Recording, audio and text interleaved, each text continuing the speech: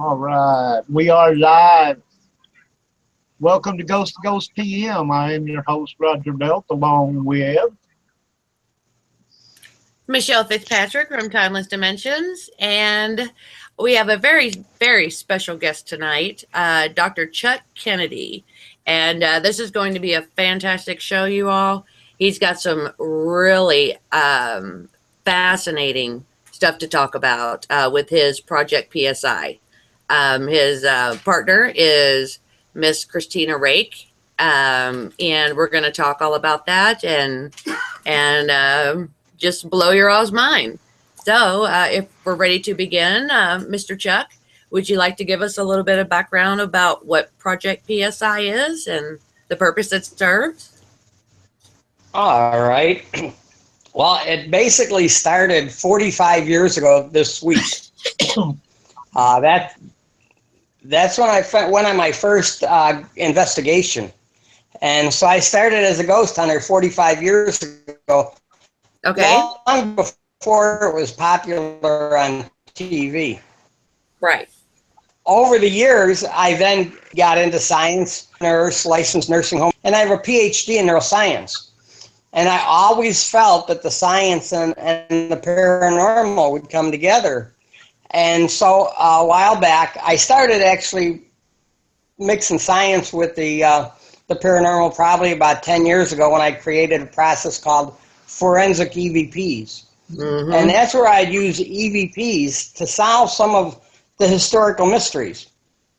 If you look at the St. Valentine's Day Massacre in Chicago, if you Google it, the story is the same. 2 cars pulled up in front of 2122 North Clark. 4 guys got out. 2 were plainclothes. 2 were uniformed cops. They went inside, lined 7 guys against the wall, and gunned them all down. Oh, my. So the big question is, who were those 4 guys? And if you Google who the 4 guys were, you'll get a list of 25 people. Obviously, 21 of them are wrong.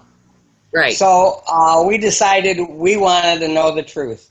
Everybody believes in ghosts. I don't believe in ghosts. I want to know. So we started out with all the people that were involved. And needless to say, they're all dead. And the dead can't lie. So I went and I got EVPs from all the people that were involved. All the suspected hitmen, as well as the 7 guys that got killed. And we asked them, who was it that shot you? And we got our answers. And then I moved on. Being a Kennedy, on the 50th anniversary of the JFK assassination, I wanted to know what the history was when JFK. Okay. And once again, being in Chicago,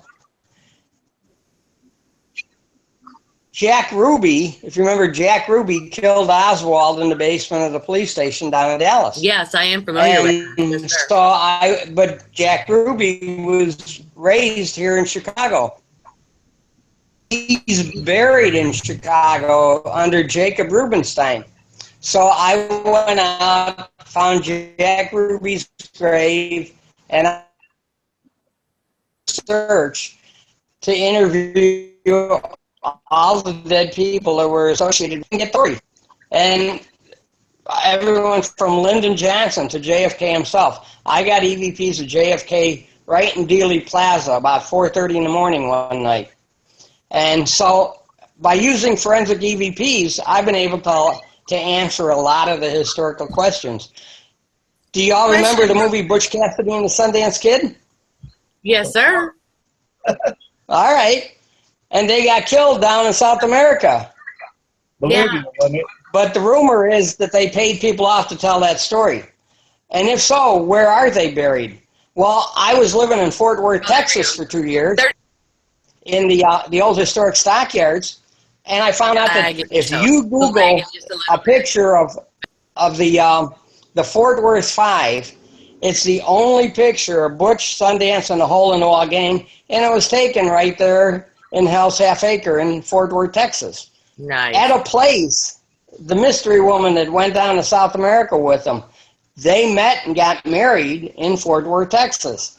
After she came back to the United States, she ran a brothel in Fort Worth, Texas, on the south side, all the way to 1962, when she accidentally set her bed on fire, smoking in bed, and killed herself. So once again, using EVPs, we got the answers to these problems.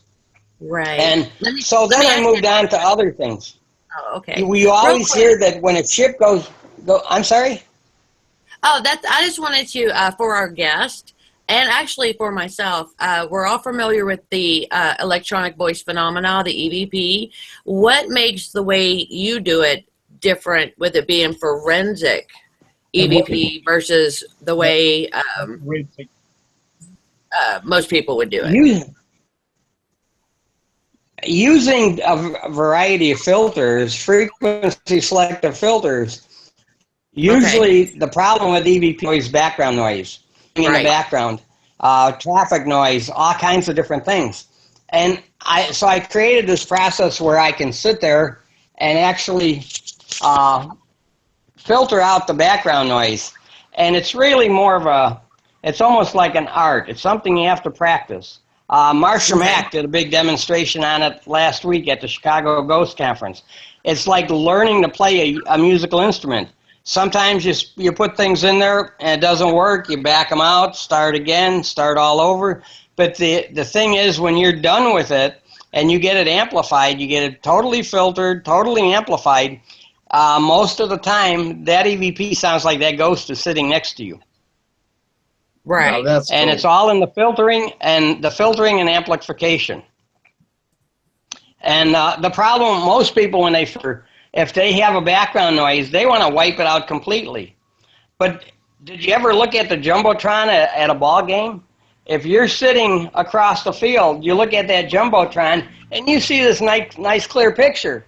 But if you're right underneath the Jumbotron and you look up at it and you see there's a bulb that's burned out, there's a bulb burned out, and you see this haphazard picture because your eyes can't blend it all in. So the EVP is pretty much the same way. You don't want to wipe out all of your background noise. You just want to push it in the background about 15 decibels so it's still there to fill in those gaps. Sure. And then the EVP makes sense. Yeah, sure. I mean, I've been fortunate to catch several EVPs in that background noise. Yeah, so it is important. I agree with you. Yeah, but you want to reduce it. You don't want to cut it out completely because if you cut it out completely, you're also cutting out half of your EVP. Exactly. Excellent. Excellent. Thank you for answering that question so our listeners, might see where the difference is there. So I'd be interested to know. So then I went and you always hear when a boat goes down, a ship goes down, there's all these souls that were lost. I wanted to find these souls. So I built an underwater robotic to get with two-way audio and video so I could get EVPs underwater. Sound travels 5 times farther underwater than it does through air, and you don't have background noise. And I used it in Chicago. I used it down in Missouri. I did a ghost tour for 2 years down in Branson, Missouri, and Missouri has several man-made lakes. And when they created those lakes, they flooded valleys that included towns. And some of those towns had cemeteries. And so I'd go out in a boat, and I'd dump Neptune into the water and take it down, and I could get EVPs underwater. Now, it always sounds exciting that I'm out in this boat getting EVPs. The reality was I was in a canoe with about $5,000 worth of computer equipment, hoping I wouldn't get swamped, because then I'd lose all my gear. But the reality is, underwater EVPs are really cool. I used it in Missouri, I used it in Texas, and so that was a lot of fun. But then when I started Project Psi, what I wanted to do, I know a lot of really, really good mediums, and some that are mediocre, but I got an EEG machine. My PhD is in neuroscience, and you always read that the mind has a third eye. And I wanted to see this third eye in action. So I got an EEG machine and started doing brain mapping of mediums when they're communicating with spirits. Right. And I did 108 EEGs, and the center of Psi is not the pineal gland, which is located buried in the bottom of the brain. The center of Psi is right behind the left ear. and I can see the changes in the brain waves when a medium is communicating with a spirit. So we were able to sit there and identify how a medium actually communicates with a spirit. We found some mediums that thought they were mediums. They weren't lying. They believed that they really were mediums. But when I did the brain waves, it showed that it really was coming from the region of imagination. Oh, wow. So, well, what about manifestation as well? If someone believes strongly that they have the gift, and if they believe it so profoundly, do you think that they can manifest an entity to appear and talk with them? I haven't seen any evidence of that. Okay. What I've actually found is the people that think they have a gift and really don't, they just live in their own little delusional world. Okay. But I haven't seen any contact with the spirit. Okay. What we also did was the paranormal community. I felt, it's been good to me for 45 years. I wanted to give back to the community. So what we did was I created a team of 8 amazing mediums all around the country, from Las Vegas, Missouri, Topeka, Kansas, Texas, Chicago, Michigan, Ohio, Maine, New York, and Georgia. And these mediums are great. What we started doing is I had them focus on, and we took some training on remote viewing. Lines of the CIA Stargate program, and actually part of the Soviet remote viewing program. Yes. And we started finding missing people. Incredible. Missing kids, especially. Yeah. And we solved, the first 8 weeks we found 6 kids. Then we found where we had some delays where we couldn't find a missing person. Fortunately, the few missing people we came upon, they were found on their own and found alive. But over the past 10 months of doing remote viewing, we've identified in over a dozen missing persons. We either brought them home or was able to identify where their body was to provide closure for the families. Oh, amazing. That's just an amazing thing. Can you imagine if one of your family members went missing, and while they're missing, life just goes on? And that had to not know. It's one thing to lose a family member to violence, but to not know what happened to them, that's got to be horrible. It would be excruciating. Yes. Yes. So we figured, we could even get closure. We helped locate a young girl, 19-year-old girl that was kidnapped into a human trafficking ring all the way around in the Ukraine. Oh, my goodness. There's no boundary to this at all. And we've had a lot of good success with the various authorities. When I call them up and I tell them I have a team of mediums, this is what we saw, this is the profile put together. Mm-hmm. And one of our mediums is very good at seeing things. A couple of them hear things, and a couple others will see things but seem slightly different. And so the one would sit there and say, I can see the kidnapper. She'd describe them to me. We'd locate the missing child, get the missing child home safely, and then when we see online the picture of the perpetrator, he looks just like what my medium would describe. So I says, are you any good with art? Can you draw this guy? And she goes, well, not really. So I said, what about the software for identifying faces that police use? When you report a crime, they bring in, it used to be they'd bring in a sketch artist that was a true sketch artist. Now it's done by computer. Right. You pick this hairline, that forehead, this nose, these eyes, and until you get the person you want. Right. So I went out and bought the software and sent it to the team. And in one case, Cheryl was able to, she drew a picture of the kidnapper. Sadly, this excuse me, the woman, who was about 62 years old, she was found dead, but we were able to identify where she was buried. And Cheryl had a picture of the kidnapper. The police said, they can't use it as evidence, but when they found the guy, they knew they had the right guy. Mm-hmm.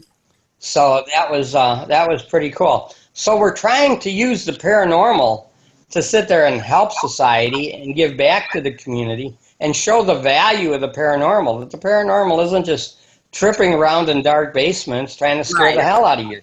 It covers a whole vast amount of different things. Yeah, so thank you for saying that. A lot of people do associate paranormal with strictly like ghosts and things like that. So yeah, it's vast. Covers everything that's not normal. So absolutely. Roger, you got some questions? Well, I'm interested in how you guys, because I think it's awesome that you can do that. And is there any kind of specific technique that you use to prepare when you're looking for a missing child or something?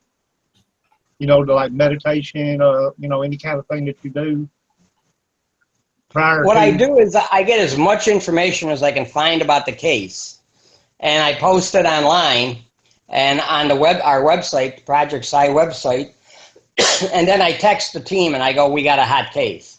They go and look at it, and then they start calling me, and I see this, I see that. The interesting thing is when we first started a year ago, one of them would sit there and say, "I see the body under a tree," and the other one will call and say, "I see the body next to a creek."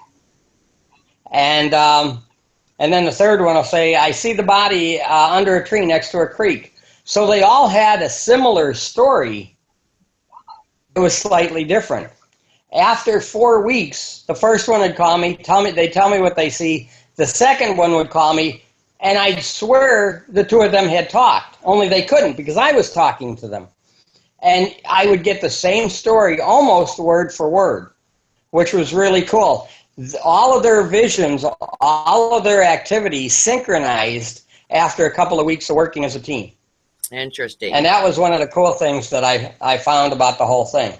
Oh my goodness. Another thing that I'm interested in is when you do the EKG thing or whatever, does that, is that a definite, does it tell you somebody has an ability or somebody doesn't have an ability, or does it kind of fit in between? It pretty much, in almost every case, it tells me if somebody has an ability. And if they don't have an ability, we use our frontal cortex to think logically, to sit there and work out a problem. So when I wire up a medium, the first thing I'll do is I'll ask them, "Tell me how you got to my office." And I don't care if they drove out, how they got to my office. They then have to pull up memories of driving down these highways by using empaths in their amygdala, which is processed. But here I get a baseline of them using a logical thing. I then ask them to give me, tell me about the most happiest moment of your life. And again, they're pulling up memories. I can see the memory area of their brains working, but I also see the emotional, the limbic side of their brain coming up where they're emotional because this was so happy for them. And then I get past the baseline, and then I go into, is there a spirit in the room right now? And then all of the stuff for how they got to my house, all of the stuff for the happiest time of their life slows down and goes to a normal rhythm. And then that region of psi starts getting very active because they're communicating with a spirit. Now, I've done several cases of spirit attachment, too, because I do spirit releasement therapy here at Project Psi.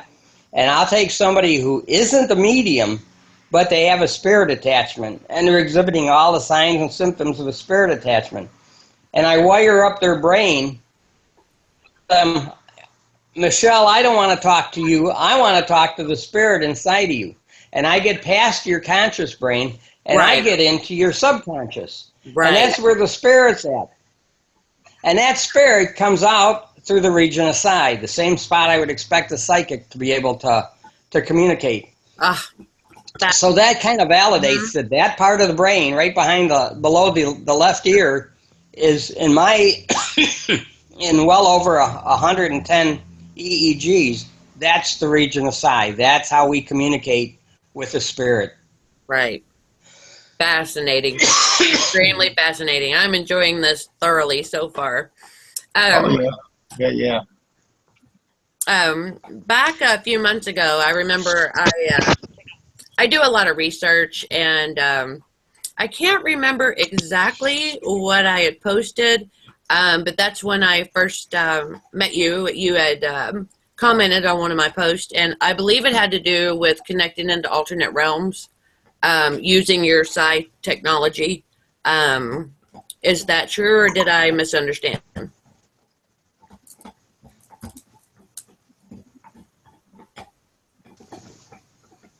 Are you there, Chuck? Wasn't it?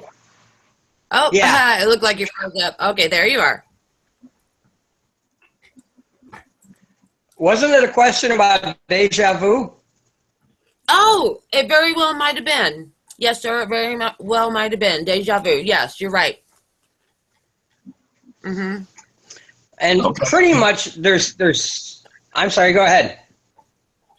And deja vu is like you can and in my case, and this is the only deja vu that I can remember, you can go to a place in your subconscious and then one day in reality you pass by and there's that place that you went to. That's what happened with me. Well, yeah. I mean, the house that I went to. What deja vu is. Yeah.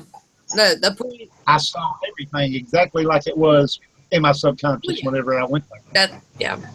But I believe the topic we were talking about was, I think it might have had something to do with reincarnation. I don't remember verbatim. I wish I did. But anyway. It was a great conversation. I remember that. Yeah. And then I checked out your page and I saw Reverend Mother Christina Rake with laying down on the bed with all the little thingies on her head and everything, and I was sold right there. It's just bad. Thank you so much for being here. We're gonna have a lot of fun. So the point of putting these EEG electrodes on the head is that's how you are able to monitor the brainwave activity in certain lobes of the brain, etc. Correct. Okay. Correct. I monitor 16 aspects of the brain, and plus cardiac from 2 different angles. And so this way, it's a heart monitor as well as a brain monitor, and this way I can map by asking the questions, leading them down the path to using different parts of their brain. I can see what their brain is doing. Right. And the idea is, it's no big deal to sit there and find out that, what's 762 minus 413. And you can see, the part of their brain. One of the interesting things is I started by getting a whole list of demographics, including I had 430 criteria that I'm looking at, not just the 16 angles of the brain, the heart,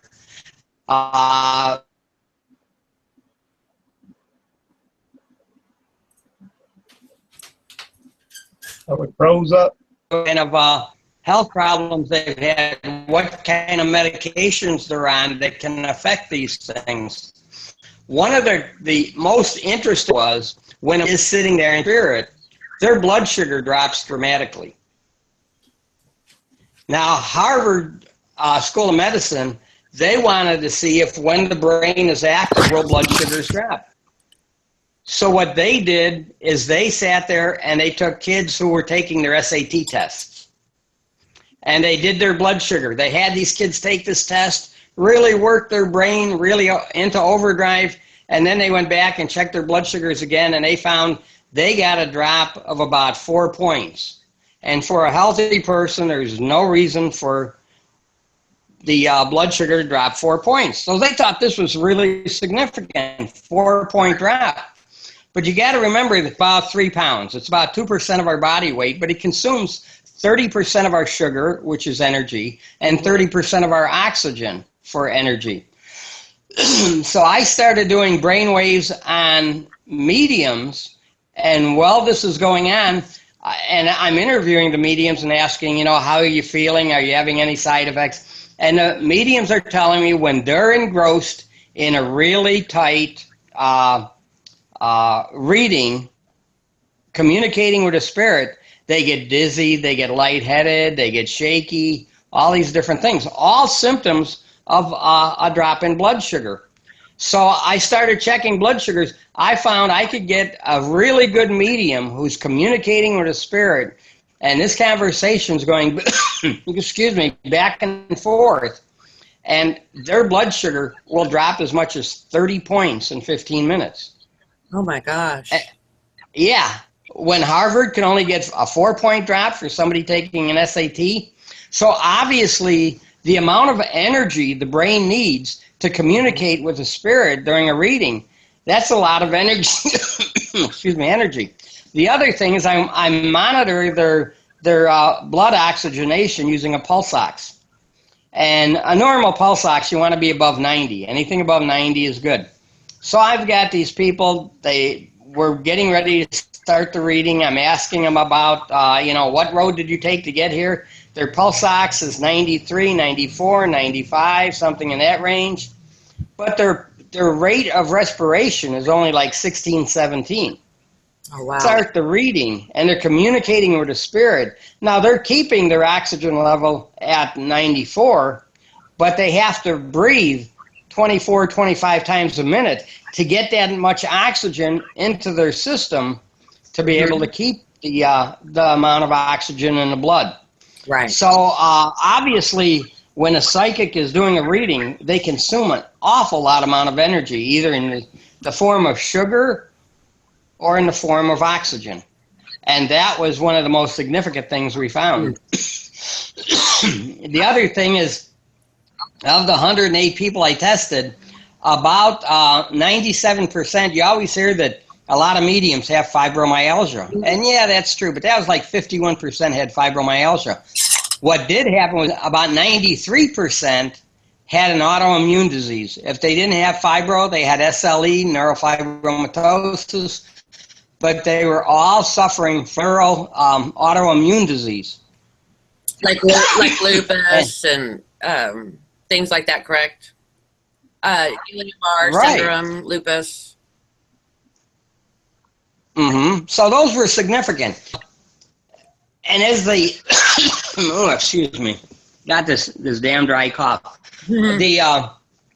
The interesting thing about it was the more meds they take for them to have their autoimmune disease under control, which is usually steroids, mm-hmm. and the medications, the higher dose of medications, it'll control the autoimmune disease. It sits there and shuts down their ability to communicate with the spirits.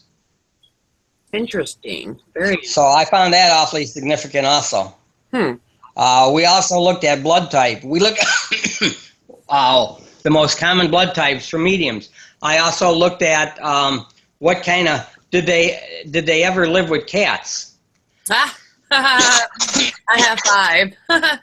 What is the typical blood type? 60% of people who live with cats have the antibody to toxoplasmosis, which is a brain parasite. Yes. So, to what degree does toxoplasmosis affect them? Many of them, surprisingly, a large number of them used to own birds at one time or another. Right. Parrots, parakeets, and birds carry psittacosis, another brain parasite. And So does it it's limit their interesting that gifts, it's interesting that gifts significantly, or does it amplify it? So I would think that it seems to amplify it for some reason, interesting. because the thing seems to be that that such a high percentage of mediums have this connection, and they're very gifted mediums. I would think that it's amplifying it somehow. So, One of the other interesting things that I found, aside from the psittacosis and toxoplasmosis, is not just the medications they're on. Many of them were on heavy-duty medications. But what medication do you think would cause a hallucination? Usually, oh, go ahead. What medication? Usually people go to they jump to a narcotic or something like that. But the number one drug that's used that creates hallucinations is Levaquin, and that's an antibiotic, which is probably what I need right now because I keep coughing. That's fascinating. I was thinking you were going to say like something similar to that, but I think he was trying. I think Mr. Roger was trying to ask you a question, sir. Go ahead, Roger. I was saying, the people that you were bringing up about people that had cats and birds and all this, and how that could affect them. So now, having said that in front of our audience and everybody out there, don't run out and get a bunch of cats and birds so you can catch this disease so that you can be a medium or whatever. Good point. Good point. Yeah, becoming a cat lady isn't the way to become a medium. That's right. Most mediums just automatically have a bunch of cats. And one of the cool things too is in looking at the evolution of our brain, we create filters in our thymus. Our thymus pretty much filters all of our sensories. If you're getting too much pain, you're gonna then react and pull your hand back if you touch something hot. So the thalamus pretty much directs and filters all of these sensories. And talking to a spirit is a sense that we have. And one of the interesting things is that we create all these filters. Take a look at anything in your room right now and tell me what you see. A fireplace. Okay. What's interesting is what you didn't tell me what you see. You didn't say your nose. Now, why is that interesting? Because our fields of vision, we have two eyes and we have two circles of vision. And because of that, we see our nose. An infant does that all the time. That's why a baby will sit there and they tilt their head to look at us so their nose will get the hell out of the way. And we go, oh, isn't that cute? He's tilting his head. In reality, he's trying to get a clear picture of us to read our emotions. And he turns his head so he doesn't have to see his damn nose. And then as he grows, in the first couple of years of life, his brain starts to do that automatically. It just filters out the nose. The filters that our brain creates. Another one is if you're a young child and you've got imaginary friends, and in many cases it's good old dead Uncle Phil who comes to be with you, and you go tell your mom, oh, Mom, I got this imaginary friend. And she goes, there's no such thing as imaginary friends. Just forget about it. Forget about it. Oh, I see a guy in the hallway. Just forget about it. It's not real. It's not real. And you start to create this filter that seeing things, hearing things is not real. Exactly. So a lot of gifted people at a very early age, they create this filter that visions, sounds, voices, all these things that a medium would use or see, they're not real, so they just filter them out. Now they're 25, 30 years old, and they get bits and pieces that squeak through the filter. Right. Would you agree? It's filtered, it blocks out a lot. Right. Would you agree that each and every person is born, that these gifts are naturally born because of our souls and because of social programming? We create all these filters. and we kind of I have block to it out. agree. I think just about everyone is born with gifted, and because Excellent. they weren't forced to shut it down, Mm-hmm. the gifted people are the ones that it carries through. Lovely. I had an instance when I was 9, me and my little brother, where we walked past my next door neighbor's mother who had passed away 2 weeks before. As real as you do, walked right past us on the sidewalk calling her.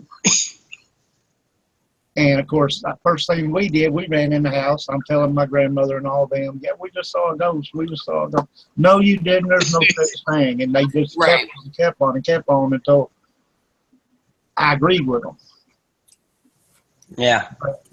Yeah, I think that happens very often. One of the things I'm trying to do with the EEG machine is taking people that are slightly gifted because they have this filter and breaking down the filter. So it opens up their path so that they can get their full vision back, their full gift. Yeah. I mean, it went away. I didn't see anything anymore. You know. But they shot you down when you said you saw her, right? Right. Yeah. So your brain created this filter that I'm not going to mention it again, because if I mention it again, they're going to call me crazy. You know, so yeah. You know, we ran in the yard, turned around, looked, nothing's there. So we knew what we saw. You know, run in the house, you know, screaming about it, and next thing you know, we catch World War III because we said we saw a ghost. My grandmother was really heavily Christian, okay? And that's a no-no in Christian land. You don't see ghosts and stuff. So it got shut down real quick. But then the Christians will encourage Santa Claus and the Easter Bunny and all of that. So it's like, you know, they shut down the natural intuitive side and then lie to us. So with fairy tales. With fairy tales, yes, sir. The only thing that I've kept, I guess, out of all of this is I do have what I call mini vision sometimes. And it just happens when it happens. I have no control over what it does, but I see certain things in like little visions. And I once told a person about a bunch of stuff that was in a room in her house, and she's in New York and I'm in Tennessee. Wow. Yeah. But that's pretty cool. But it happens when it happens. Like I said, I don't have any control when it comes and what it's going to do. Yeah, but you haven't worked at cultivating it, have you? Not that I haven't tried. It does take a lot of work. Meditation. I have a thing. Yeah. Really good at meditation. Meditation are not good friends. So, oh, I'm sorry. One or two things happens when I try to meditate. One is I can't stop the train wreck going through my head, or number two, I get so relaxed I go to sleep and wake up and don't remember where I was. That's very common. Very common. So, tell us some of your success stories. You touched on that a little bit earlier, but like just recently I saw a post in Project PSI, which is on Facebook, by the way, for our listeners. And there were a couple like major breakthroughs with your experiments. Can you touch on that a little bit? Well, one of the things that we're working out, we had the breakthrough that that the brain consumes so much energy. That was a big breakthrough for us to find that out and then quantify it, that the brain actually does consume all this energy when we're trying to connect with a spirit. Right. One of the other things that we're working on right now is there's so many people, most mediums are empaths also, but many people out there are empaths. They just don't have the mediumship for whatever reason. but they walk into a room and they suck up all this energy. And if it's negative energy, then their life takes a dive because now they've got all this energy. And roller coaster based on the energy. So using the whole concept again of filters, what I've been doing is getting empaths, getting them into the lab, wiring them up so I can see their brain, and I can see when they're collecting this energy, when it's affecting them. Mm-hmm. We're getting just a touch of reverb. It's hitting them, for some reason, and by the way. then using hypnosis, the program, EM, eye movement, and create a filter for them. I'm sorry, what? I was saying we were getting just a little touch of reverb, a little bit of an echo. Not sure where it's coming from. Yeah. Let me try moving and changing locations. Okay. All right. How's this over here? Oh, crystal clear. Crystal clear. Okay. All right. So I've been working with these empaths to control their energy and to control the energy they absorb. So that's been cool. That's going to be ongoing all through 2017, is helping empaths using the hypnosis, neuro-linguistic programming, and EMDR. I can help them get past all of the extra energy that they're absorbing. One of the other cool things we did is the whole EEG machine. I was able to sit there and convert that to a tablet, into a backpack, and a buddy of mine down in Texas who is a medium, a haunted insane asylum, and I wired him up, and then we did an investigation. Well, and into the room, started seeing things in the corner, in the closet, and Right. and that was pretty cool because we could see it on his brain before he even saw it with his eyes. Fascinating. Wow. Very cool. Very cool. So, like, if someone was interested in being tested to see if they could, I guess, test for gifts or natural empathic abilities, how would they go about doing such?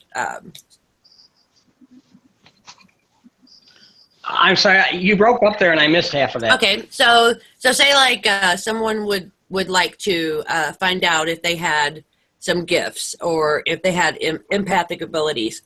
Would something like what you're doing, would that be able to tell them which gifts they might have, or empathy, or by being hooked up? Probably through by being wired up while I'm picking their brain, so to speak. Literally picking their brain. Right. The thing is, then through the questioning, the line of questioning I could then sit there and identify what their gift is, what their ability is, and then in a one-on-one coaching, we could sit there and help them move on so that they could expand their gifts and expand their abilities. Exactly. But I really believe everybody has it. Some just block it out at a young age. Alrighty. We've got a question in chat from Mary. She would like to know, is there any way that you could remotely test people without them, coming to your state or coming to Chicago? Is there any way to remotely test? Not for the brain mapping. Okay. I can't wire your brain over the internet. Right. I wish I could. I The figured as much. empath program, I'm consolidating that to where we can do the empaths program via Skype. Oh, interesting. Okay. Did you hear that, Mary? And because there's so many empaths that are just, and many of them don't even realize they're empaths. They just know they're overwhelmed with all this. Right. This they're being bombarded by ideas, and they don't even know what it's called or where it's coming from. But in either case, the program I put together, matter of fact, I just took care of a patient today with it, and it doesn't take real long. But what I'm trying to do is get it all tweaked down to where I can either do it via Skype or do it via a self-help DVD. Excellent. So Skype and a self-help DVD would be one way for someone who can't get to Chicago to kind of test themselves. We have another question real quick from Rhodey.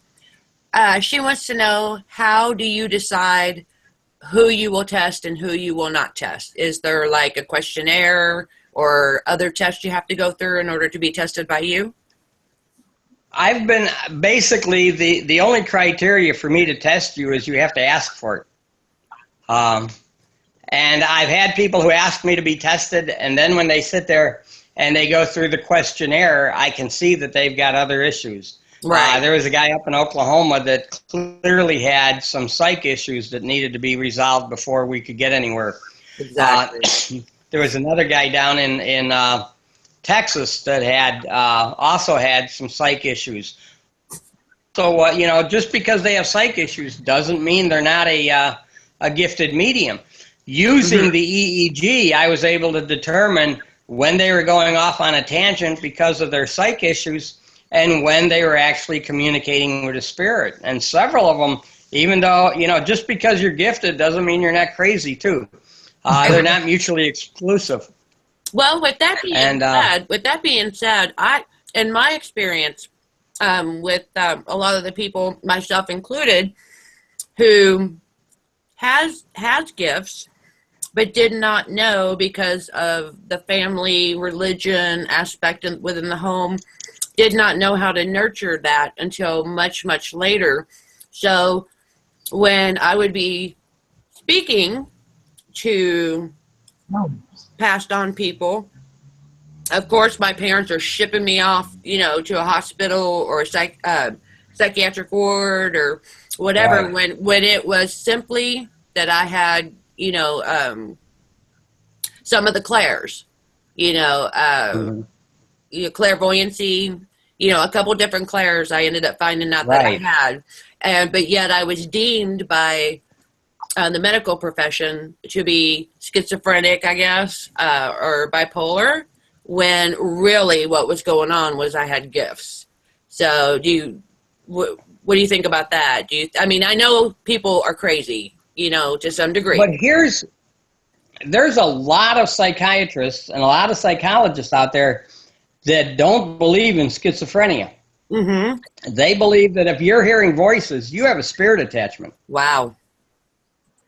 The head of the University of Chicago Psychiatric Department, who founded the whole thing in 1901, his name escapes me right now, but anyway, his wife was a medium. When he'd get somebody come in who's hearing voices, he'd turn them over to his wife. She'd do spirit releasement therapy on him, and the guy was fine. And that was pretty cool. I've got a psychiatrist here in downtown St. Charles. She gets different people who have been referred to her for schizophrenia, and they're on heavy medications. And I do a spirit attachment syndrome evaluation, and in many cases, they're just attached. They're not crazy, and we get them off their medications completely. Right. So that's pretty cool. Yes, that is. Absolutely. When really they just need to learn how to tune in and practice and learn how to shut it off when they want to and turn it on when they want to, which takes a lot of practice. I'm sorry, Roger. I'm hogging the questions. Oh, that's fine. I was sitting here thinking about how I could block my picture for a minute because I need to go take care of some personal business. Oh, okay. But I don't want tape and block it with a piece of paper like I do when I walk off, if you want, and we'll continue on. I can do this, and the good doctor here will show till I get back. Okay. The whole thing about schizophrenia is a lot of times, the minute you say you're hearing voices, the first thing they do is go, oh, schizophrenia, let's put you on medication. And in reality, schizophrenia is an exclusionary diagnosis. They're supposed to check for everything else, everything from brain tumors to liver failure to adrenal insufficiency, all these other tests. If everything else comes up negative, then it's possible you're schizophrenic. But the minute you say you're hearing voices, the docs want to sit there and well, let's give you a pill and rush you out the door. They and automatically judge, which is so unfair. Yeah. And there's several in the area now. They just refer them, if you're hearing voices and they put you on the medication and the medication didn't change anything, obviously you're not schizophrenic, so they send them to see me. Right. And another thing, I do have a question after this comment. And another thing, a lot of the medications that they put these people on, dull all of their senses. Exactly, and that's the whole purpose. Seroquel, Thorazine, those really hardcore antipsychotic drugs really just take away any gift you might have. It just pretty much is like a barrier block. I have a question real quick from Katrina Cooper. She's going to be in Chicago, and she would like to know, what is the typical cost for a session with you? Well, I'm kind of shameless. The people that need this really don't have the money for it, so I don't charge. Oh my goodness! Wow, you are amazing. That may change, down the road with some of these things because I have to pay for the equipment. But as for now, I don't charge for any of these services because the reality is the people that really need it don't have the money for it. But when you look at the whole getting back to the over-medication, if you look at, if you have knee surgery, your knee hurts like hell. So they give you heavy morphine. They give you heavy narcotics to sit there and kill that pain. It really doesn't kill the pain. What it does is block the sensors from feeling the pain coming up the spinal cord. And when you look at a lot of the psychiatrists, their argument for schizophrenia is, oh, well, look, we put them on the medication and it stops the voices. Yeah, but it also stops them from hearing anything. They hearing conversations, people talk to them. If you over-medicate somebody, like you said, it shuts down all of their senses. So that's a pretty poor argument. And I've cured a lot of schizophrenia releasement therapy. I'm sorry, was it Katrina you said that's coming to Chicago? Yes. Yes, Katrina. Let me go back up and get the last name. Well, anyway, yes, Katrina was the one who said she would be in Chicago soon. Katrina Cooper. Yeah, she will be in Chicago soon and would like to come see you. I'm on Facebook as Chuck Kennedy, also Project Psi, and at the website projectpsi.com. And all of those have the office phone number, 888-583-1976. So if she wants to come, just have her give me a call, and we'll set something up. All right, I'm going to type in this number, 888. What was it again? 583. 1976. 1976. That way they can scroll up and get it again. Okay. Okay, great. And for the people who may not necessarily be coming to Chicago, if people have questions or they think they've got something going on and they want to talk to me about it, just talk about it. The office is usually open from 10 a.m. till 10 p.m. Chicago time. On the weekends, I do a walking ghost tour in downtown St. Charles, So a lot of times I'm out doing the tour in the evening on the weekend. But other than that, I'm in the office 10 a.m. to 10 p.m. If you ever have any questions, just give me a call. Wonderful, wonderful. Roger, are you back yet, or are you still away? No, I just returned. Thank you. Okay, great. We continued on discussing, a little bit about the way doctors, will prescribe and automatically diagnose without checking any other, which is so unfair to people like myself, because they had put me on medicine, and it wasn't until I connected with a Druid high priestess who was able to teach me how to basically flip a light switch. When I wanted my gifts off, I learned how to turn them off, and it wouldn't affect me at all. And so through hypnosis and a lot of work, I learned how to do that. And once I learned how to do that, all of the things that were happening that the doctors thought were, a mental issue completely went away. How about that? So Well, I don't really trust Western medicine anymore. I'm more of... Well, one of the big issues... Go ahead. Yeah, I've spent 30 for medicine, and just about 2 years ago, I was down at a neuroscience seminar down at Baylor Medical Center down in Texas, and we were on the neurology ward, and I was interested in buying a transcranial Doppler to see if that would help with my research. So there's a sales guy there trying to sell transcranial Doppler, cost of $1,000 a piece. Wow. And so we're on the ward, we're looking at patients, I'm doing Doppler studies on these brains, and one of the neurosurgeons said, well, what do you plan to use it for? And I go, I'm looking for ghosts. And he really flipped out. What do you mean you're using this? This is neuroscience material. You're looking for ghosts? And I said, yeah. And there's no such thing as ghosts. And I said, so why, you're very adamant about that there's no such thing as ghosts. Why are you so afraid that we might prove life? Why does that bother you so much?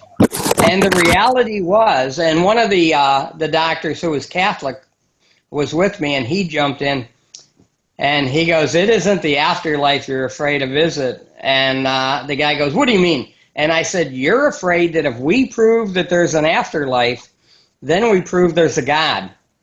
And what you're really afraid of isn't ghosts. You're afraid that we might prove there's a God.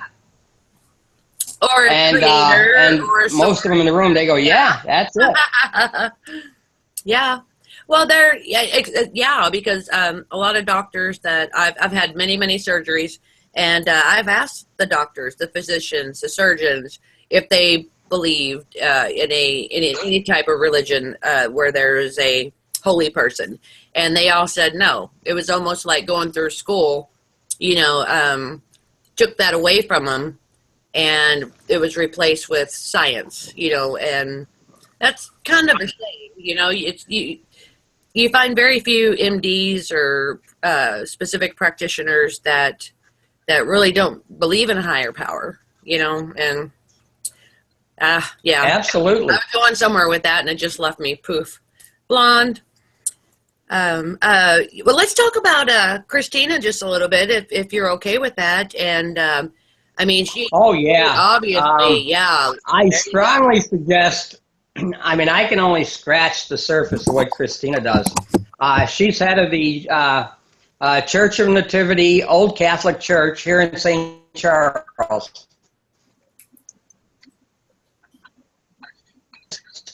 The Cardinal of Bishops just voted a couple of weeks ago to bishop staff. So she's the Old Catholic Church for the Midwest District. She's really busy with her church these days, but she wrote a book a short time ago called God and the Paranormal.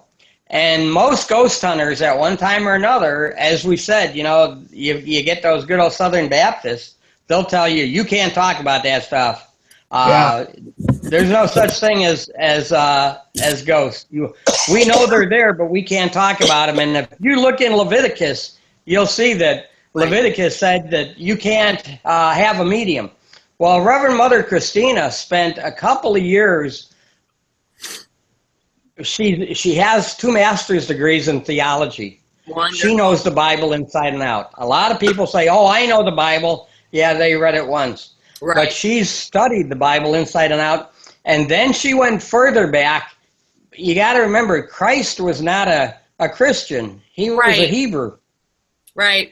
And so she went into the Hebrew teachings from years and years before Christ, and which were the foundations that the Bible was built on. Mm-hmm. And so for all the Christians that say, "Oh, you can't do this because the Bible says so, you can't do that," she wrote a great book about God and the paranormal. And her book takes all of these myths, all of these old wives' tales, and she's gone head-to-head with a lot of priests, a lot of ministers, and when she walks away, they give her a hug and thank you for the education she gave them. Right. And she would be a great guest on your show because she can take the whole concept that ghost hunters are evil. And ghost hunters are not evil. Mediums are not evil. Mm-hmm. Psychics are not evil. We are not the devil. We are not looking for the devil. We are just looking for the afterlife. And she's got all of the evidence, chapter by chapter, tabbed and ID'd to prove what she found. Yes. And she's a very good medium. She's helped bring home several of these missing people. Wow.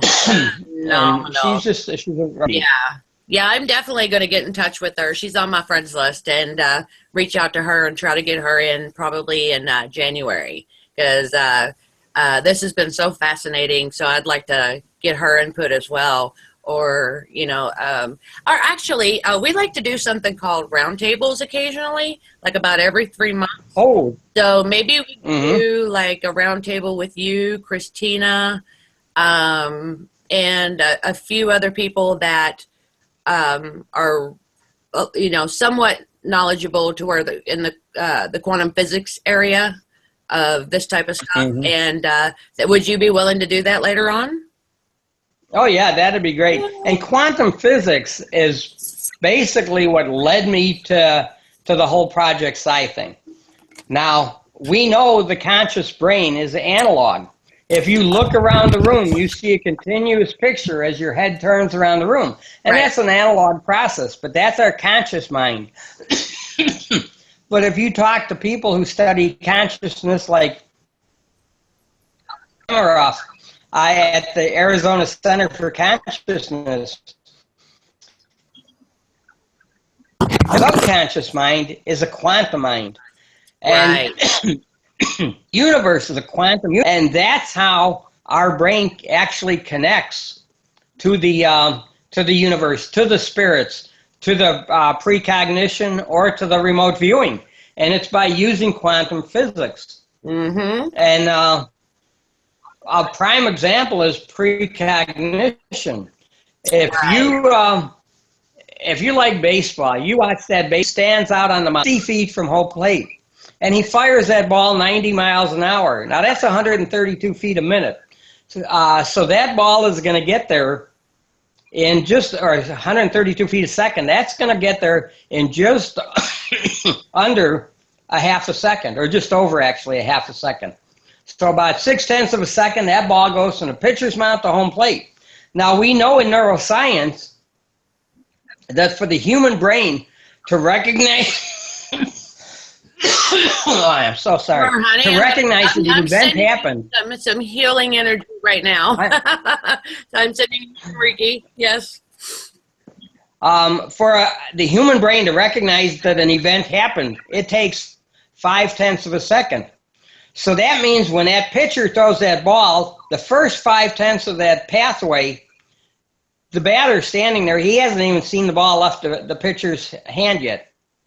Now he realizes the ball is in motion, and there's a tenth of a second left. So there's no way in a tenth of a second he can sit there and swing at that ball. But they do, and they hit home runs. And the only explanation for that is precognition. Nice. The photons in the subconscious mind are out ahead, 5-10 seconds ahead. They see what's happening. They go back to your brain, and they be a low and outside pitch, and you swing low and outside, and you hit that sucker over the fence. Excellent. So excellent example. the whole role of quantum physics comes into play really strong with precognition. And this has been demonstrated time and time again in the lab. Fantastic. Roger, I'm going to hand it over to you. I need to go to the little girl's room for a second, okay? That's fine. You go Thank you. Be right back. Very interesting point, though. I never thought about it like that. Well, one of the other things is we know using precognition, let's say your dream date, if you could sleep with any celebrity you wanted, let's say it was Jennifer Lopez. So your dream date is Jennifer Lopez, and we have you all wired up. We're monitoring your heart rate, your breathing, your blood pressure, all of those things that are normal. And excuse me, when Jennifer Lopez walks in the room, all those things are going to change for you. Your pupils are going to dilate, your heart rate's going to go up, it's going to kick up your blood pressure, and your breathing is going to be faster. Now, the interesting thing, if we take somebody and we have them hooked up to those monitors, about 10 seconds before Jennifer Lopez actually walks into the room, and you have no idea she's going to walk in, all of those things start happening. Your eyes dilate, your blood pressure increases because your brain knows she's coming in the room even before you know it. So precognition is a very, very powerful tool. So by using precognition, knowing that you have precognition, training yourself to recognize your precognition, you can sit there and it gives you a huge advantage. You get to know what that person's going to say before they say it. So you have a better response when you're negotiating with that used car salesman. So that's like an ability in itself, too. It is. It really is. And it's a quantum physics ability. And we know that the pyramidal cells in the amygdala of the brain, they have microtubules that are coded in a binary fashion. But until you recognize something, they're in a quantum state. They're not actually coded yet. Once you decide, bam, then those microtubules in the middle of the pyramidal cells, they then encode because you came to a conclusion. Now, so it's all quantum physics. I know you're very familiar with people talking about the gut instinct. You know, when your gut starts tightening up and it's telling you that you need to be aware or you need to stay away from a certain thing or don't do this or whatever, you know. That precognition thing, couldn't that all be connected to that too? It does. It's really powerful. Very few people recognize that they have it. And to be honest, we all have it. We just don't know how to use it. Well, I'm saying that because there's times when I have those gut instincts that tell me stay away from this or stay away from that person or, you know, you don't want to do that. It's going to be bad, you know. And if I don't listen to it, trust me, it is bad most of the time. Yeah, I agree with you. And one of the interesting things, like you call it, the gut instinct. We hear that all the time. There isn't a TV cop show that doesn't go, oh, I feel in my gut, this is the guy. Yeah. And yeah, a lot of times the gut instinct is way off the mark, but that's because they jumped the gun. There's a lot of science to the way the gut releases enzymes, and those enzymes trigger the brain, And so a gut instinct is a real powerful thing. We always hear about the neurotransmitter serotonin. And serotonin is so powerful in the brain. The reality is 95% of serotonin is not in the brain. 95% of serotonin is in the intestine. But when the gut starts to tighten for whatever reason, it releases serotonin into the bloodstream that goes to the brain and changes the way we think. There you go. And so a lot of times what we think started with our gut. Exactly. That's what I'm saying. It's kind of all connected. You know? Yeah, it brings it all together. Whenever something's not right, and I know it's not right, my gut will start tightening up and everything, and the skin, hair will all stand up on my arms and all that stuff. And and it's happened many times. Oh, And, yeah. With age, I learned to listen to it, and I don't, Yeah. interact with anything that it's telling me to stay the hell away from, so to speak.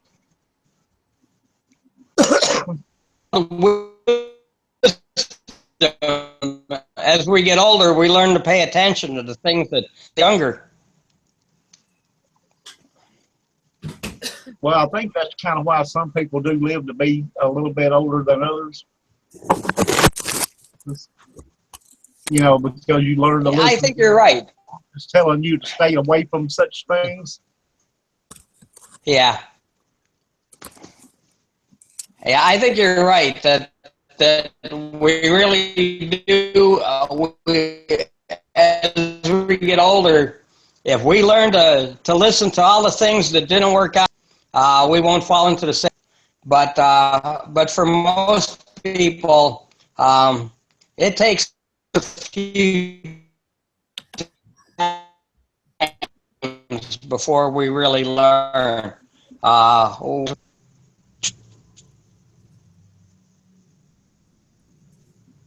It took me quite a while to pay attention.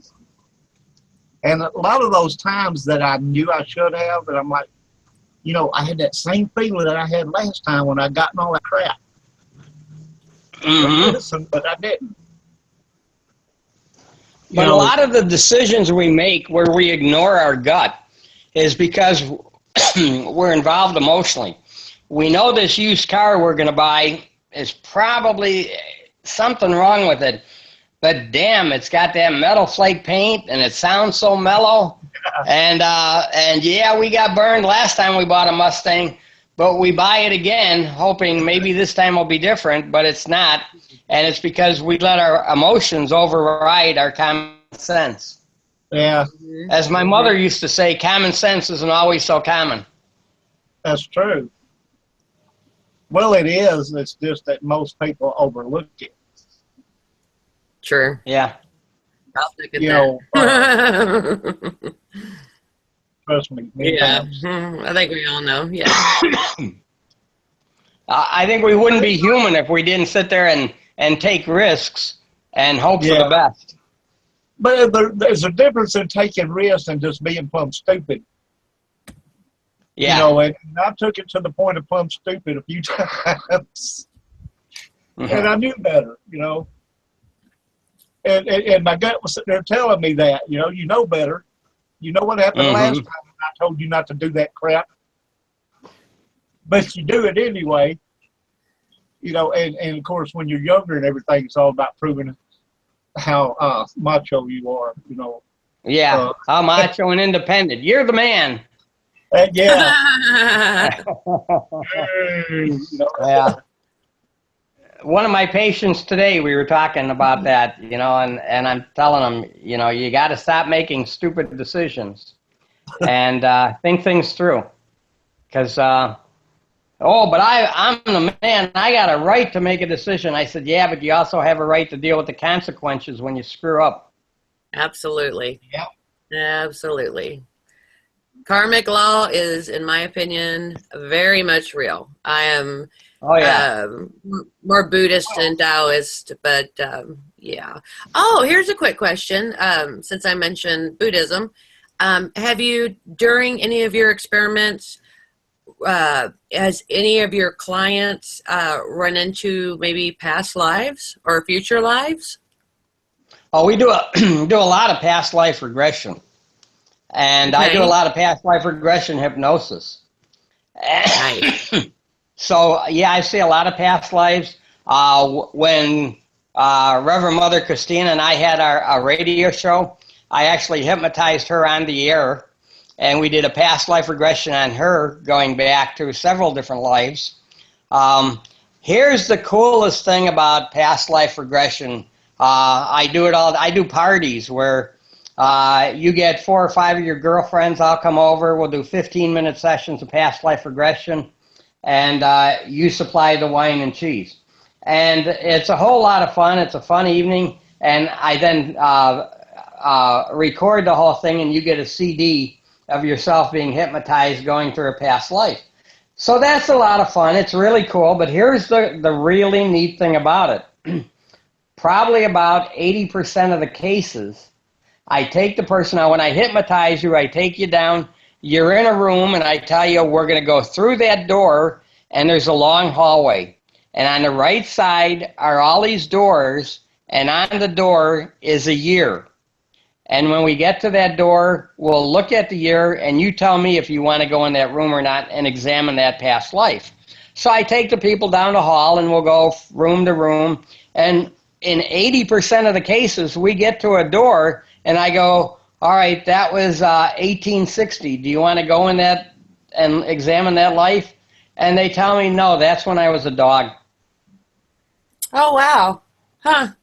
Isn't that unbelievable? That was the biggest shock of doing past life regression. Oh, I've But at had one point or another, some of them are surprised because we go in a room and I go, look at your hands. Are you a man or a woman? And they'll look at their hands and they'll tell me about how old they are, whether they're male or female. And a lot of them are really surprised that because, well, they're a woman now and they were a man in 1900. And that's normal. But 80% of them at one point or another were a dog. I fully believe that.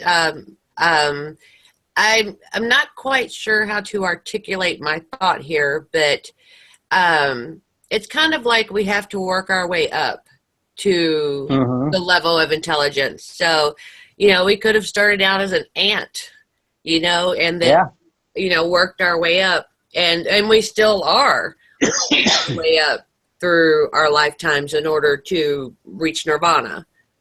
So we may have to come back in the human form several times before, we reach that karmic, pay our karmic debts in order to ascend, basically.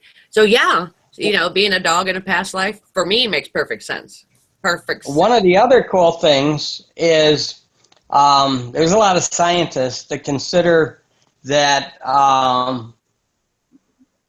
dolphins are the most intelligent animal, even over humans.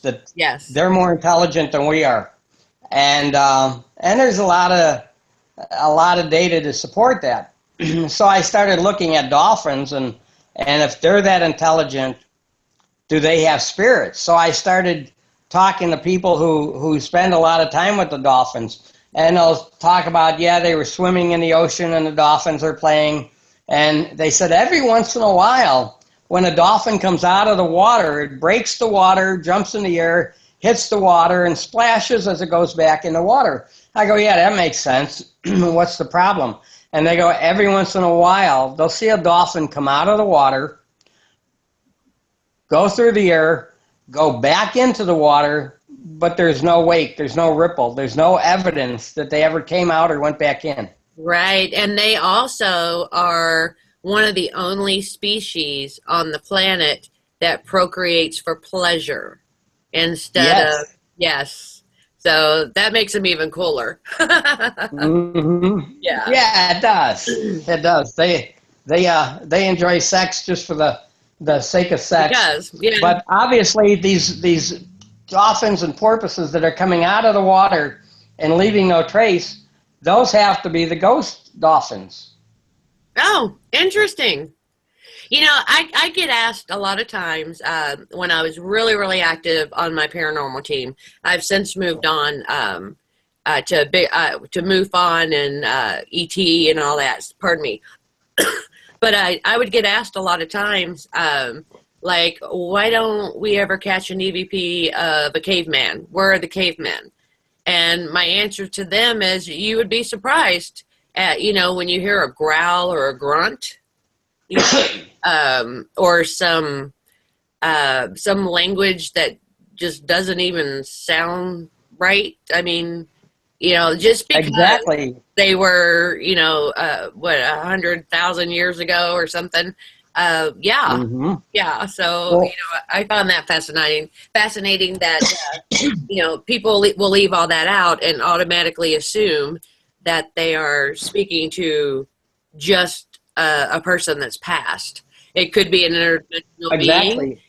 I myself have seen shadow cats, shadow dogs, I have things too. of that nature. So we're communicating with a lot more than just I think it would people who be passed. Absolutely, yeah. really interesting to go into, the caves where they did all the cave drawings on and everything. Mhm. Apparently they lived there at that point. Well, And yeah, of course they did. to go in there and just, leave a recorder running in there. Yeah, no telling what you would hear. No telling what kind of weird audible language. Even right here in St. Charles, I've got EVPs from Potawatomi Indians. When I was down in Branson, Missouri doing ghost tours, I got EVPs from the Osage Indians. In North Texas, I got Cherokees. Right. And everybody thinks that we could go to the farthest corner of the galaxy, and when we get there and we land on that planet, they're going to speak English. And that's insane. Right. There's so many different languages. And in Schaumburg, Illinois, it's a northern suburb of Chicago, up until 1955, nobody spoke English. It was strictly German. Mm-hmm. And when I go to the cemetery up in Schaumburg, I get EVPs that are in German because that's what they spoke when they died, and that's very, very common. Oh, yeah, absolutely. And a lot of people don't get that. Here's another one, Miss MUFON. Okay. A lot of times we get an attachment, and it's not a demon. Right. Only on TV is every attachment a I know demon. where you're going with this, and I totally agree, but go ahead and finish. But we'll get an attachment that is nasty. Yeah.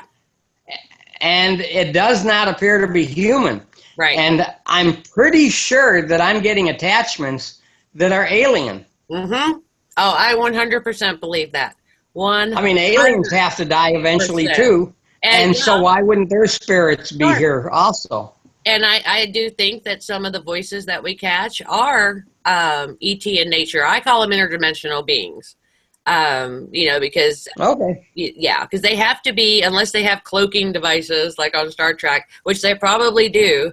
But when the veil gets really thin and boom, and we cross, we're picking up them too. So Sure. why not? Yeah, and I had a nasty attachment myself that followed me home from a real, I've talked about it before on the show, a real hot spot of a location. And I do not believe that was human at all. And I wouldn't call it a demon either, but it was very, very, very malevolent. And took me a long time to get rid of it. We'll just say that. But absolutely, I agree with you 100%. And then there's good ones too, So the good ones wouldn't attach. When I get people, they call me up to take one of my ghost stories, and very often they go, "Is it scary?" And I always go, "Do you want it to be scary?" Right. I said, because the reality is ghosts are just people who no longer have a body. Right. Are most people scary? Most people are not scary. You're not scary. If they were evil in life, then they're going to be evil in death as well. I don't necessarily EVPs believe to John that. Wayne Gacy. Yeah. I did John Wayne Gacy, did a lot of the Chicago gangsters, and they were pretty nasty, but they were pretty nasty when they were alive. I agree So- with that point, though, that, or it's my opinion, that if you live nasty, you're going to die nasty. I don't. I'll have to debate you about that, Roger. I don't think so. I think if you're an asshole when you're alive, you're going to be one when you're gone. Well, if they were an asshole while they were alive, and then they are their consciousness has realized that they passed away, and they're stuck in the area or whatever it is, none of us really truly know. What would the point be of being a jerk? See, that's the point. I have to disagree with you. Okay. If I was a jerk on Earth, but part of and I passed away and realized part of that being an I'll debate this asshole. later. That'll be a good talk for me and you, Roger. We're gonna debate that. Let's. What do you think about that? What do you think about that, Mr. Chuck? Part of the whole thing about being an asshole is that you have an overactive basolateral amygdala, which is where the ego comes from. Right. Once they're dead, they don't have the ego because they don't need it. And they don't have the organ in the brain as well, the amygdala. Right. Yeah. So they don't gone, have. no Now, ego, some of them no rest. are jerks out of habit. When I talked to John Wayne Gacy and I asked, "Don't you have any remorse for killing all those boys?" He told me, "Kiss my ass." Mm-hmm. And if you research John Wayne Gacy, when they gave him the needle at Know all about Statesville and said, "Do you have any last words, Mr. Gacy?" His last words were, "Kiss my ass." Right. So some of the emotions do carry over, but for the most part, they don't have the ego because they don't need it. They don't have the organ to create it, and they don't have the need for an ego because it just doesn't help them there. So Right. I have to ask the question, what exactly do they take with them over there? Because they apparently have some kind of consciousness, or Of they course. wouldn't know how to do stuff. Like they don't have a voice Well, box, that's so how what- do they talk? Energy. I think a lot of the consciousness they have is what's in their microtubules, that energy, because as Einstein said, energy cannot be created nor destroyed. So the energy that's in their microtubules, that's who they are when they pass. And so some of that energy carries over. And so some of them are not going to be very nice people. But even some of the nasty people, I got EVPs from Al Capone. And he was a nice guy when I talked to him. Of course, he had been dead for 40 years. Right. But so there's, so some of them don't need the ego. Some of it's more of a habit. And based on habit, they just don't know how to be nice. Mm-hmm. But they're not necessarily violent. Right.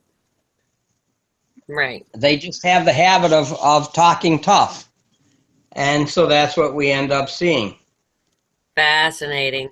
One of the interesting things is a lot of the spirits that I've dealt with, Yeah. the most interesting, and this is why when I see somebody that's suicidal Oh, yeah. and expressing suicidal ideation, nobody wants to end their life. What they want is their pain, whether it's physical pain, emotional pain, or psychological pain. They want to end their pain. So they kill themselves. And the reality is they end up taking that pain to the other side. And now they're kind of trapped. Now they don't know what the hell to do. And they're stuck with that pain. And I've helped a lot of them to get past the pain and be able to move on. But this is the one thing that I tell people when I'm dealing with somebody who has, I was talking to a girl the other day who, she called me because she's all suicidal.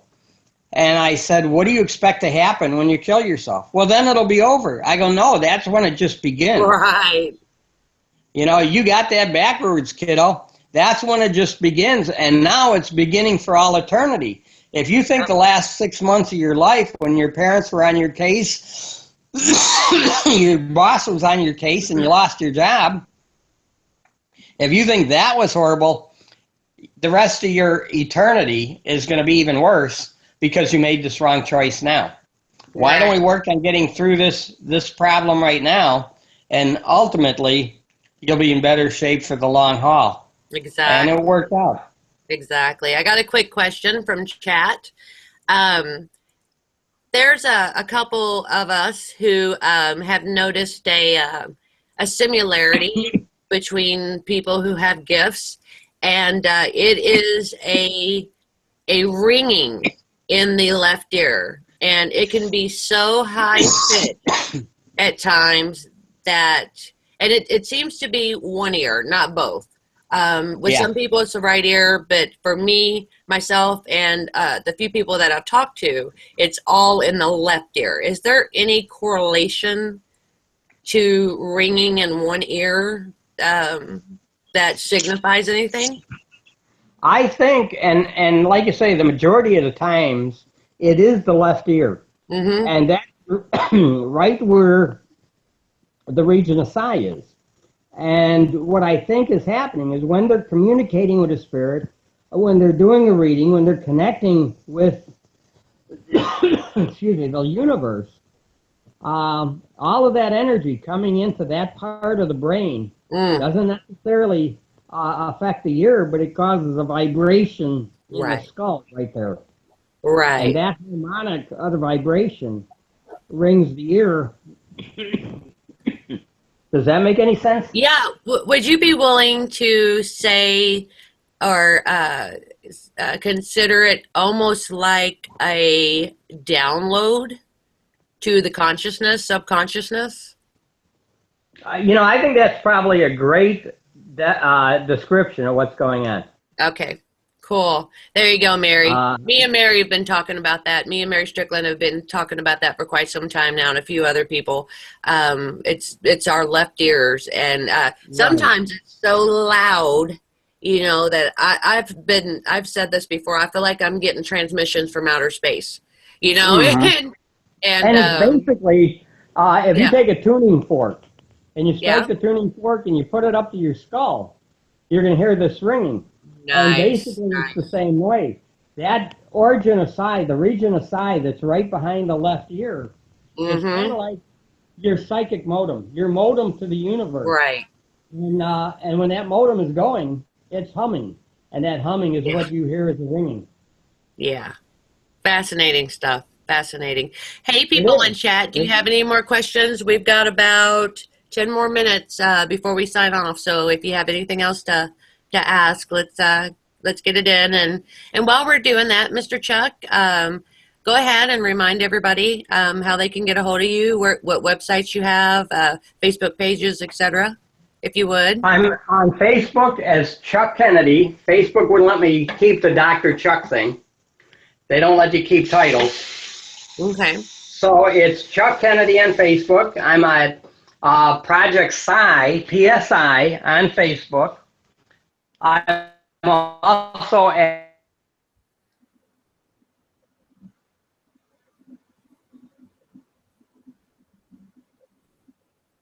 Chuck at projectpsi.com, and also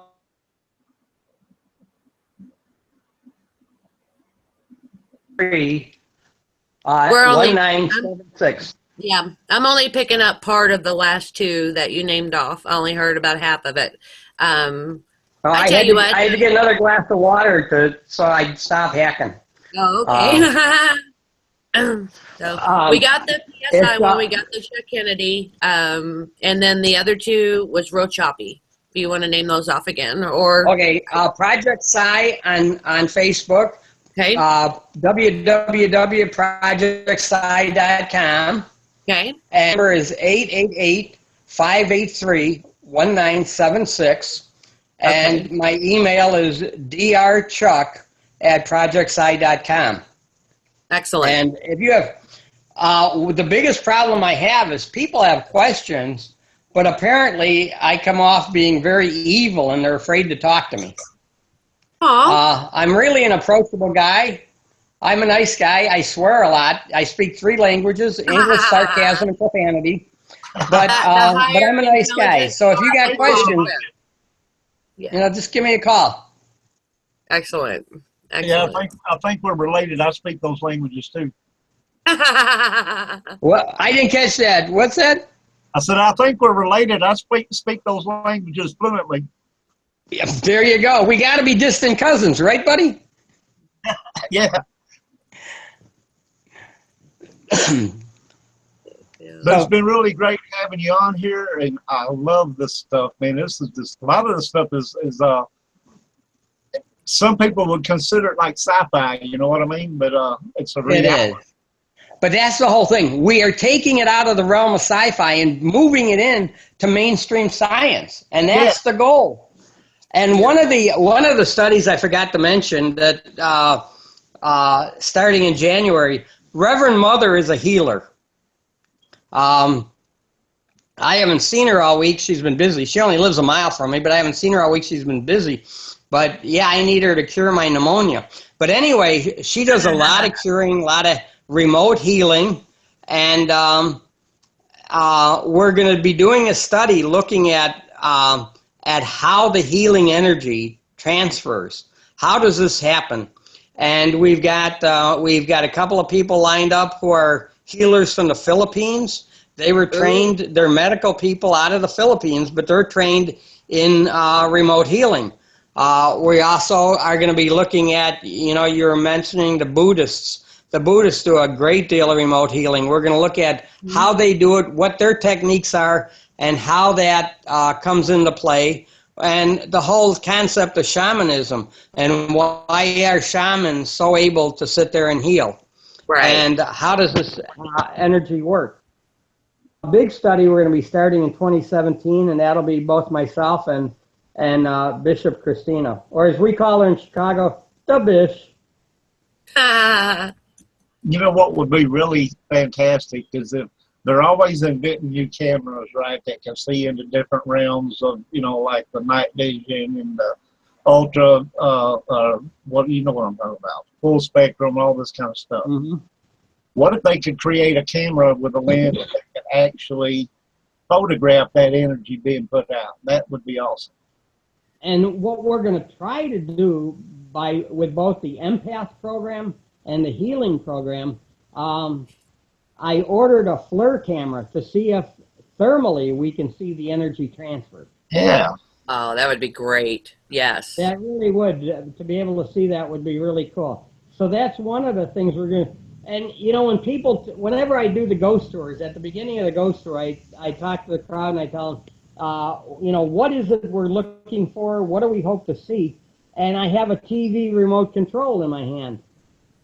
And I sit there and I tell them that, you know, we all know what the remote control is. We all have, you know, several of them at home. See the light when I push the button. And I shine the remote control right at the people. And naturally, it's infrared. They don't see anything. But then I take the remote control and I hold it up to the my tablet. And I hit the button and I go, you see the light now? And I go, the cameras can see a wider spectrum. We can only see about 2% of the electromagnetic field. Exactly. There's all these things out there that we can't see. That are not, but yes. Our camera increases our vision. Mm-hmm. And most pets, cats and dogs, they can see infrared. Yep. And that's why a lot of times your dog will sit there and stare at the corner and bark, because he sees somebody standing in that corner that we can't see. Right. Right. Right. We do have a limited, our human eyes can only see within a limited light spectrum, like you were saying. Are you familiar with David Icke? I'm sorry, with who? David Icke. I've heard of him. He talks a lot. He likes to talk about the reptilians and the matrix theories and stuff like that. But he goes into great depth about the visible light spectrum and what is outside of that spectrum that we can't see. It's fascinating stuff. So you might want to check it out. Things all over the place in our room while we're sitting here. Yeah. And we don't even know it's here. Yeah, maybe we don't want to see what's outside of that light spectrum. Might be too much. That's the reality of reality. There may be a lot of stuff we don't even know about. All right, it sounds kind of low. Well, let's see if we got any more questions. Everyone knows. Okay. All right, I don't see any more questions in chat. So I'm hearing him good. He sounds kind of low on my end. You what? Are you hearing him good? He sounds low on my end. Oh. No. Can you hear me cough okay? You sound kind of low. He does to me too. Yeah, but I that's don't know why. we're about done. So, All right. Well, thank you so much for Miss- having me on tonight. It was really fun. Mr. Chuck Kennedy, please, thank you so much at the last minute. This has been a great show. You provided us a lot of really valuable information. And from the bottom of my heart, thank you for jumping in and helping. We'd love to have you back on that round table. Yes, we would love to. Oh, that'd be great. I'd love to be part of it. Thank you. Anytime. Okay. If we can't get you in on the round table, we'd love to have you come back at some point and update us on everything that's going on with the project. Yes, absolutely. Okay. Cool beans. All right. Thank you so much. High five, partner. All right. God bless. God bless. High five, partner. All you guys in chat, we love you. Everybody listening that wasn't in chat, we love you. Thanks a lot for coming. And we will do this again on the 30th. We are setting up the round table, so Yes. be prepared for that. That's going to be a good one. We're not exactly sure yet who we're going to have, so it'll be a surprise. Yeah. Woo. For Halloween. How's that? Anyway, we're going to say good night. We appreciate everybody. Come back to see us next week, Wednesday. The Paranormal Graveyard is doing haunted castles. So you want to make sure you come and catch that. Oh, yeah. Good night, everybody. We'll see you Wednesday. Good night, and thanks again. Night-night.